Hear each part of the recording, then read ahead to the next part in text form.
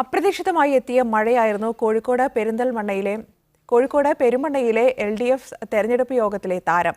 തെരഞ്ഞെടുപ്പ് പ്രചാരണത്തിനിടയിലെ കസേരയും കുഷ്യനുമൊക്കെ കുടയായി മാറിയ കാഴ്ചയുടെ ഇടം കൂടിയായി ഇവിടം.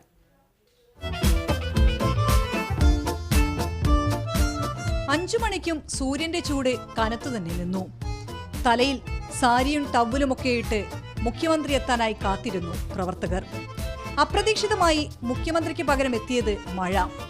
അതുവരെ ഇരുന്നിരുന്ന കസേരകളെല്ലാം തലയ്ക്ക് മുകളിലെത്തി. സ്റ്റേജിലുള്ള സോഫയുടെ കുഷ്യനും കുടയായി മാറി. പിന്നെ മഴ കൊള്ളാതിരിക്കാനുള്ള ചില പരക്കം പാച്ചിലുകളും. ഇതിനിടയിൽ മുഖ്യമന്ത്രി പിണറായി വിജയനും മഴയിൽ കുതിർന്ന് തുറന്ന വേദിയിലെത്തി. മഴയ്ക്കൊപ്പം ഇടിയും കൂടി ആയതോടെ മുഖ്യമന്ത്രി പ്രസംഗം തുടങ്ങിയത് ഈ വാചകങ്ങളോടെ. മൈക്കിൽ സംസാരിക്കാൻ പാടില്ലാതാണ്, അതുകൊണ്ട് കൂടുതൽ വിശദമായിട്ട് സംസാരിക്കുന്നില്ല.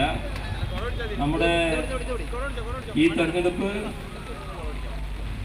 മണ്ഡലമാകെ സഖാവ് പ്രദീപ് കുമാറിനെ ഇതിനകം സ്വീകരിച്ചു കഴിഞ്ഞിരിക്കുകയാണ്.